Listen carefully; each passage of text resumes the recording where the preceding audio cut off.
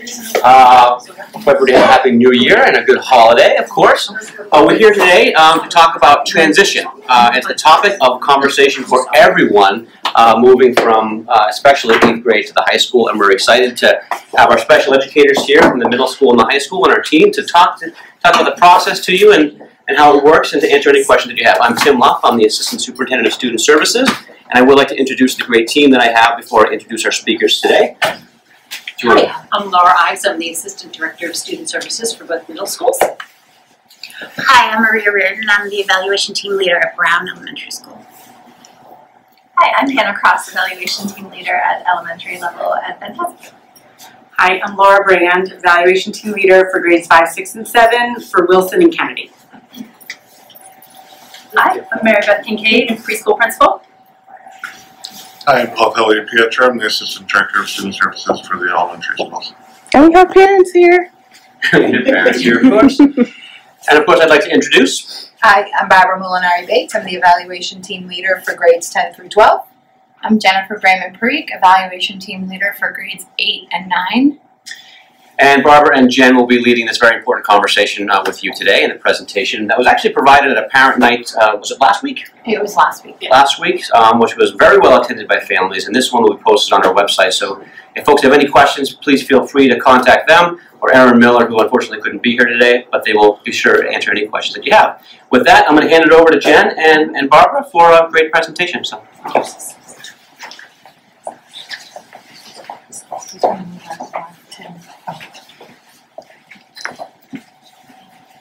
All right, so the first slide we have is parents as partners. So this slide is just really about how kind of things are communicated at the high school. So the way that we do that, and some of this is very similar to what we do at the middle school, but there may be some differences, and at the high school level in particular, you might see some differences in regards to the type of communication or the way that the homework is posted. Some teachers, use Moodle. Other teachers use Google Classroom. But this communication is really important, and just as parents do in the middle school, it's really important that, even though a kid is, in special education, it's really important for parents and the general education teachers to also, have open communication and in regards to how the student is doing. So, at the high school level, that's something that we continue to encourage parents to do with us. So Erin Miller will say this all the time, that she's all about reconvene meetings. So anytime that there is a concern that the team might have about, a student, and or if the parent has a concern, we really like to come together and have a reconvene meeting to discuss those concerns. I think it's really important to be able to have, for everybody to be in the same room. Sometimes, communication can not come across in the same way via email, or, sitting down at the table and having everybody available to talk through kind of what's going on really, really makes a difference. Carryover skills. So all of these skills here are things that, are really important at the high school level.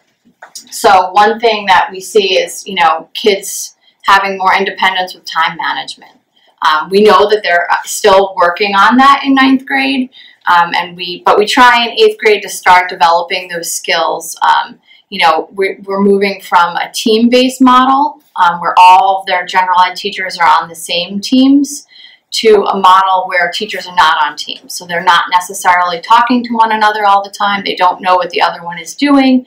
So it's really important for, to prepare, your children to learn how to email their teachers, how to collaborate with them, and, case managers of your students will help continue this process of learning how to do that and learning those skills.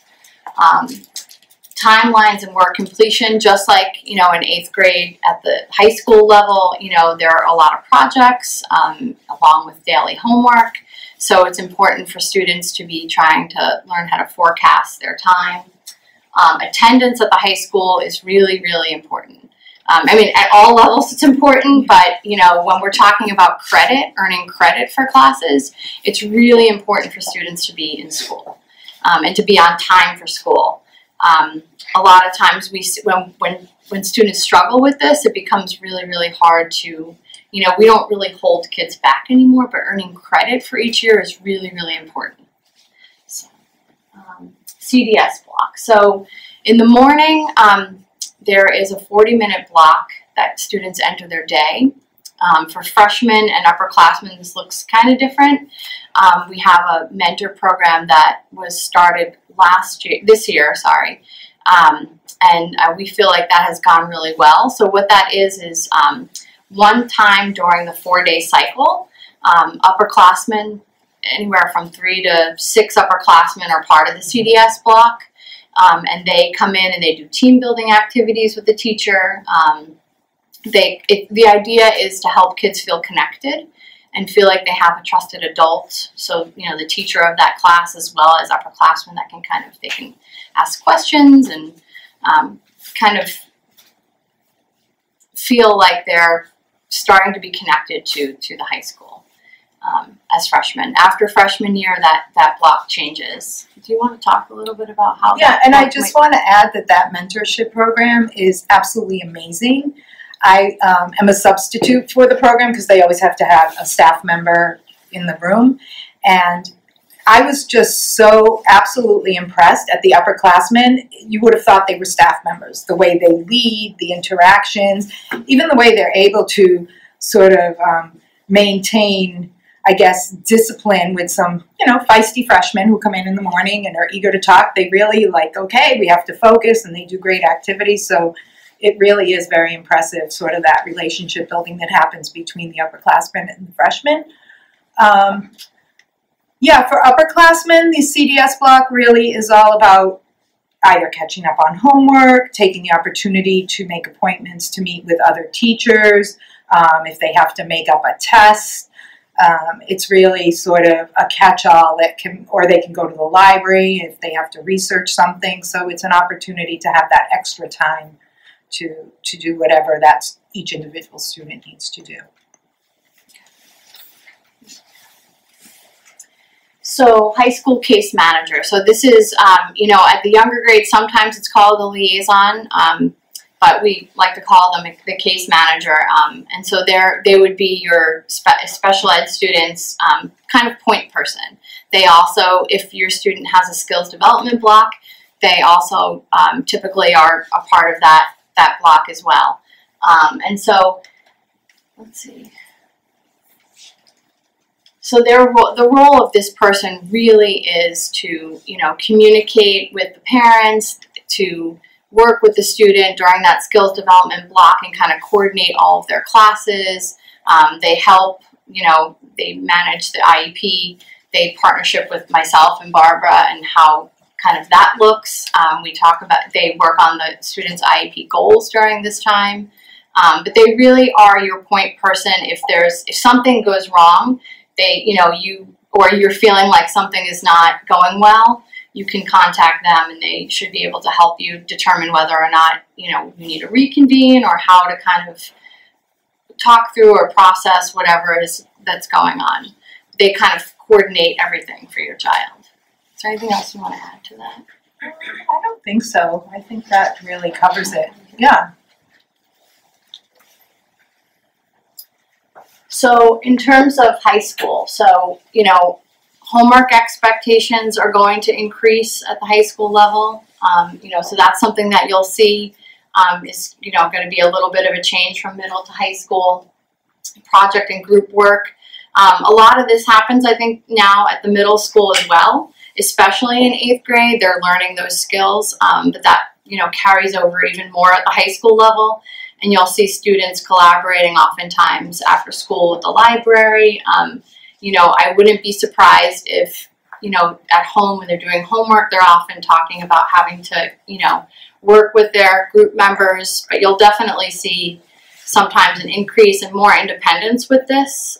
Whereas I think in the middle school, a lot of that time happens in class when they're collaborating. So I think that might look a little bit different when you're talking about going into 9th grade. One of the things that is, important to note is, the extracurriculars. So we like kids to be part of the community and doing stuff after school, but just making sure that we're balancing, how much are they doing? Because sometimes kids, think they have to do everything. So it's all about balancing that. Sometimes kids have a sport, but we do like students to be part of the community. So grades and GPA are also really important at the high school level, because now is when it really starts to matter about, my volume might be, sorry. So this also goes along with credit as well, where, grades really do matter and your GPA does matter for the next step, whatever in life that they're going to do. And a lot of kids you'll hear like, oh, ninth grade, it's not really important. It doesn't matter. Colleges don't care as much about ninth grade. That's not really true. We don't want to overemphasize this and, make people feel worried. But at the same time, we do want to, just point out that it is important and it will help, carry your child over from grade to grade. Graduation requirements. So again, talking about credit, each year, students are required to take certain classes and along with electives. One of the biggest changes that I also see from middle to high is kind of the expectations in their elective courses. So there definitely is an uptick in that. I notice that that's a pretty big adjustment for 8th graders when they come to the high school, kind of learning about, they have to take it serious. It's not just, it's fun, but it also does carry, an academic component to it. And there may be homework, and I think that all of that is much newer for students.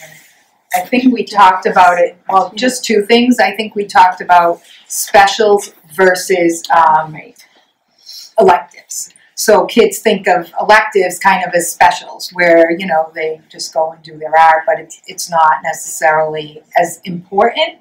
But a lot of, as Jen said, a lot of the electives are really academically based. I mean, even the art courses. I am shocked every time I see some of the art courses and the expectations that the students have to fulfill to meet, all the curriculum standards. And then the only other thing I would say about homework, this is always something that I say at every team meeting, tell your students to, we have the rotating schedule, the red and the blue, and students will often, so if they have English on red day, then they have blue day, and they will tend to leave their homework until the night before it's due, whereas it's so much better if you just keep up, if you do it that night, or at least start looking at it.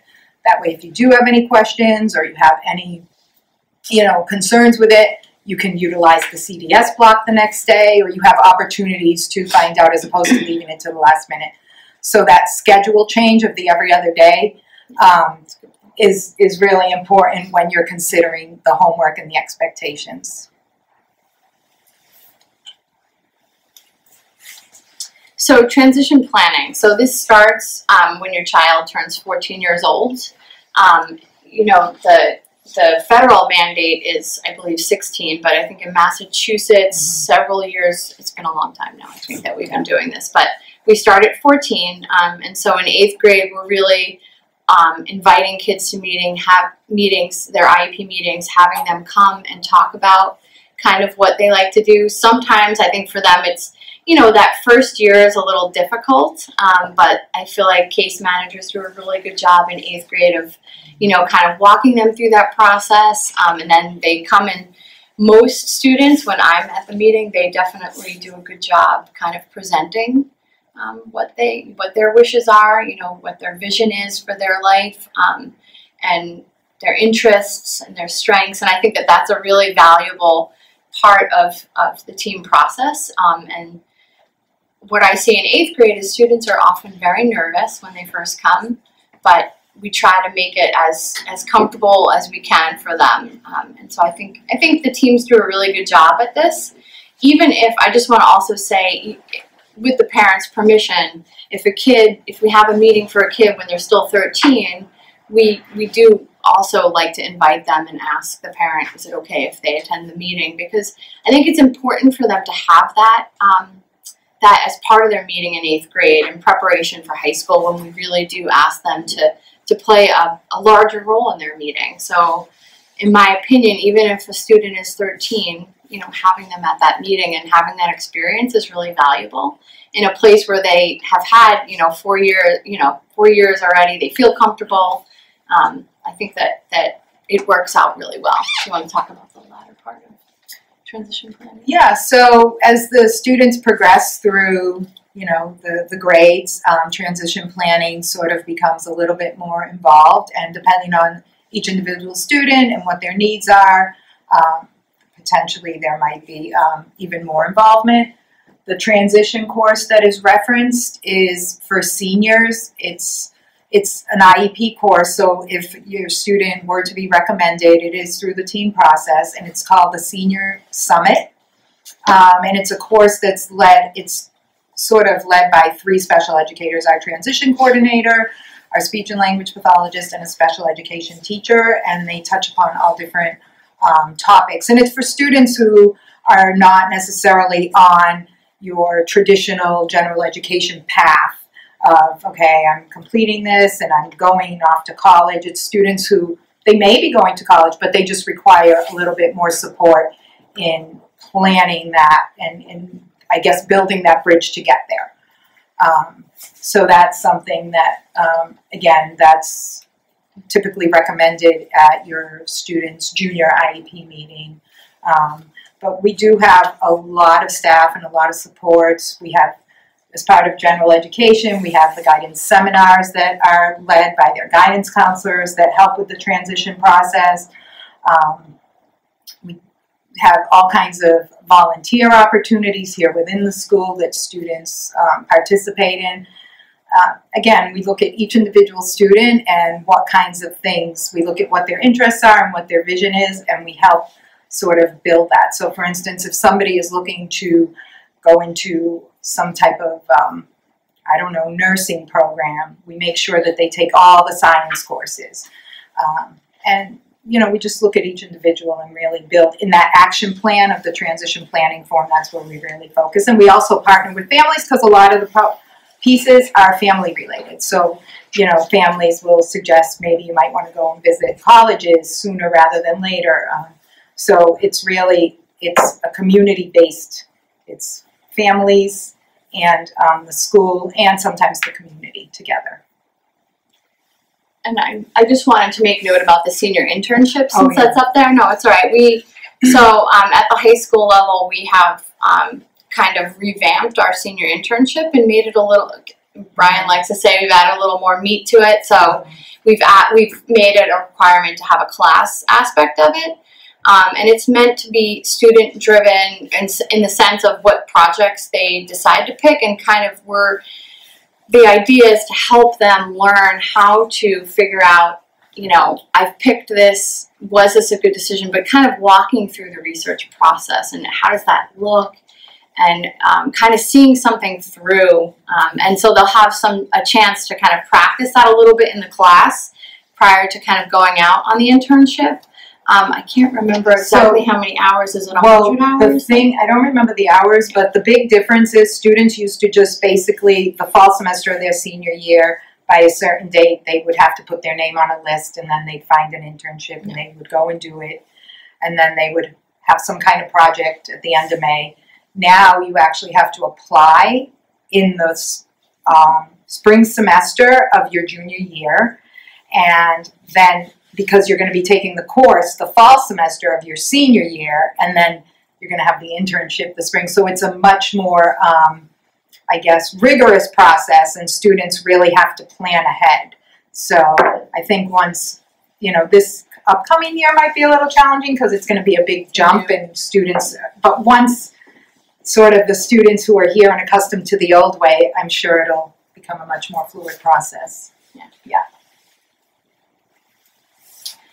So academic skills development. So most students, when they transition from 8th to 9th grade, they have a class called skills development that they were doing at the middle school level. The delivery looks a little bit different for students, but it does depend on what the IEP team determines. Most students do it, you know, every other day in the high school schedule. Not all students, but most will do that. Some don't have this class, but most do. And this class is, based upon, what the IEP goals are. So what is your individual student working on? And some kids have, multiple layers to that. Like it's not, but a lot of kids have like a planning and organizational goal. That would be something that would be worked on in skills development. Sometimes you have kids that are, really, really struggling with that time management. That's something that's worked on there. Teachers work with students on how to email teachers. Self-advocacy is a big part of this block. And I want to say, it's not time for students to just do homework, but teachers do teach these skills through homework, through projects, through whatever it is they're working on academically, so that it's more meaningful to kids and they can then apply and generalize those skills. So that's kind of what happens during this block. In addition to that, we last year we purchased an executive functioning kind of curriculum that we're using, and teachers are, every teacher does it a little bit different, or a case manager does it a little bit different, but for the most part, most of them do it, I would say once a cycle or so. They take like a 20-30 minute time frame to kind of do some sort of mini lesson with students around the executive functioning skills, because we just feel that that's like a big need at the high school level for students. So that's just another kind of thing that happens a lot during this block. Yeah. The only thing, just that from the day your student enters the high school, the focus here is independence and thinking ahead to when they're going to be leaving high school, and that they're not going to have the amount of support that they have here. So we always, each year that we meet, we talk about, so for, just as an example, maybe a student might have their case manager communicating with their teachers freshman year to make sure that they're on track. And then maybe sophomore year, the teacher might prompt them and work with them for them to initiate and write the emails. And so we just kind of peel away so that it's more, it goes from the teacher doing it to, with support, to independence. And that's sort of the trajectory, because we want kids to leave here and have their toolbox and be confident and be able to go out into the world and have those strategies and be able to apply them. So these essential skills classes, some students, with disabilities require a more specialized kind of content area or content material to be taught. So we're going to have small group classes for, I think, science in 9th grade, for science, for math, and for English. And we kind of determine that based on student need every year. So right now, with the cohort this specific year, that's kind of what we're looking at as a need for next year. And so what these courses are is they're outside of the general education classroom, but they're taught by special educators that are dually certified in that content area. And so it does go along with the Massachusetts curriculum frameworks, but it's not exactly, it's a modified curriculum. It's not exactly the same, doesn't go into the same depth as maybe the other classes. So it is a modified curriculum, and as I had said previously, this is something that would be decided upon at an IEP meeting for your child. It's not a class that is kind of and they're smaller in size. Sometimes there is a paraprofessional assigned to this class, but not always. It depends on the size of that and the need of the students within that classroom, but it is a small group class as well. And then typically the teachers that do teach this course at the high school level also co-teach in that same subject area. So they're kind of seeing, the teacher has the expertise of saying, like, what is the general curriculum doing? Then, they can kind of determine what they're doing in that class as well. So that's great. And as I had just mentioned about the Cotaught classes, so in all the core areas, we offer Cotaught classes. Again, this is a decision that is made, by the IEP team. And these classes are, again, as I said, they're taught by a special education teacher that is also certified in that content area, whether it be math or English. or science. They're dually certified, so they have the special ed expertise as well as the content area expertise, and they teach with general education teachers that the core subjects of English, math, science, and social studies. And if you've ever been in these classes, I feel like they do a really, really good job. Sometimes kids have no idea who the special educator is, who the general education teacher is in that room, and that's exactly what we want to see. And both of those teachers are helping all of those students in that classroom. And I think it helps students to feel less stigmatized, the special education students, so they're not feeling like they're the only ones being helped, they're not being called out. It's kind of a nice, it's meant to be a mix of about 50%, that's the ideal. And we try to actually have less than 50%.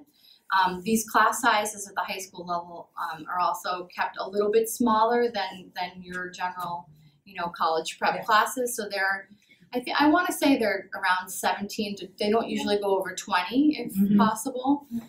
We do the best that we can, but we try to keep these classes smaller if possible. Also, at times, sometimes there may be a para in there as well, because sometimes that's something that a student need. That's good. Yeah.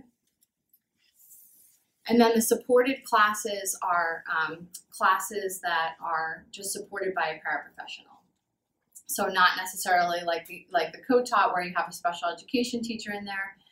You would have just a paraprofessional in there with a general education teacher. And this class is more for your student that might just require like some check-ins. Sometimes kids that have attentional struggles, this might be a good kind of model for these students. But it's not, they're not getting that specialized instruction in this class. Obviously, if a student requires, any kind of modifications, accommodations, and things, that happens in a supported class as well. But this is not, it's a different level.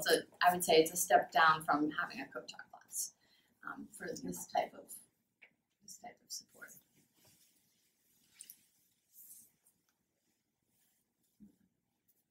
Sure. I think we already talked about the skills development. We already talked about the transition, and we talked about the fact that they are recommended through the IEP process. So I don't think we really need to go through any of this again. And then we have, you were going to do the access, right? So we have a substantially separate program called Access at the high school. And again, this is, determined by IEP, at your IEP team meeting. So this program is for students who have more significant disabilities. Some of them might be on the spectrum or have, cognitive impairments that might cause them to be in here where they need some more life skills. You'll see functional academics, especially in 9th grade. You'll still see that in this program. You'll still see the academics being taught. They're just taught in a different way. Christine Fleming, the teacher that actually teaches this course, does a really nice job at kind of teaching the actual reading math skills, but through a real world kind of way. She pulls it together really nicely, I feel like, in this program. Kids also, in this program, they're learning about pre-vocational and vocational training. So in the classroom, there's a washer and dryer. They do a lot of cooking. They go out in the community a lot.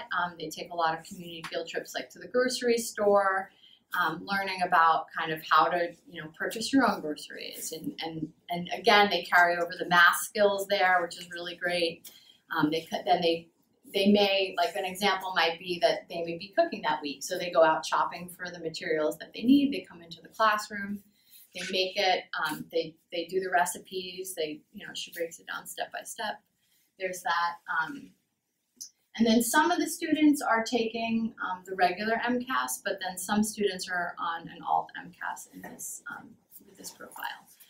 But I feel like more and more we're seeing that this program is, some kids are not in there fully. They also take courses outside of this program. They all take electives outside of this program, but more and more we're seeing kind of a mix of not all access classes. They're in there for, maybe some portion of the day. Some of them take some academics outside of the class as well. It's really based on student need. So, we're, as much as possible, we're having kids out in general education classes, but sometimes they need that home base as well. So that's kind of what this program is all about. Okay, so we have, we'll get to the next slide as well, but we have 2 programs that support our students with social emotional needs. The first one is the Compass program. Basically, students who are in the Compass program are in general education classes. They might have some support, or they might have one small group class, but the main function for the Compass program is that they have a home base. So the program has a full-time clinician and a full-time special education teacher who collaborate and do wraparound services with families, with outside providers. Some students might be in there just for the CVS block and then be fine and be out. Other students might have more support. Again, it's based on every student's needs. If students are struggling during the day or at any point in the year, they do have the opportunity to take their work and go in the Compass class and complete work so that they're not falling behind. So that's sort of the home base piece. I think that's it. And then the North Star program is our alternative education program. And really the way I like to refer to it as is a school within a school. So it's in a corridor. So it's like a mini school, and it has a full-time program supervisor. It has a full-time social worker. There are several paras. They have their own art room. They have their own foreign language class. They have their own computer room where they can do like Grad Point, which is the credit recovery. They have teachers who are duly certified in special education and the content area. So students who are recommended for this program are students who just need a sort of a different approach. The schedule is different. They really can highly individualize things. It's typically students who have tried multiple different, from least restrictive through the continuum before you get to that, because that really is the most restrictive program. The other thing that's great about the program is that it has a community-based feel to it. So all the students start their day in the common room and just kind of have, all the teachers are there. They have announcements. What's the day? Is there anything different? So students, the great thing about it is they can be there all day, or some students do access electives. They certainly can come to the cafeteria and eat if they want, or they can go back. So it really has a lot of flexibility as opposed to outside programs. So it's really the best of both worlds, and honestly, we're really, really proud of that program for the students that do require it. The only other thing I would mention about that is I feel like in the past, this this program, the profile of the student was more behavioral in nature, whereas now we're seeing it's much more of a therapeutic milieu for students. The profile of our students have changed, and that's really it's really more of a student that needs that therapeutic milieu and wraparound of care and coordination. So. Yep.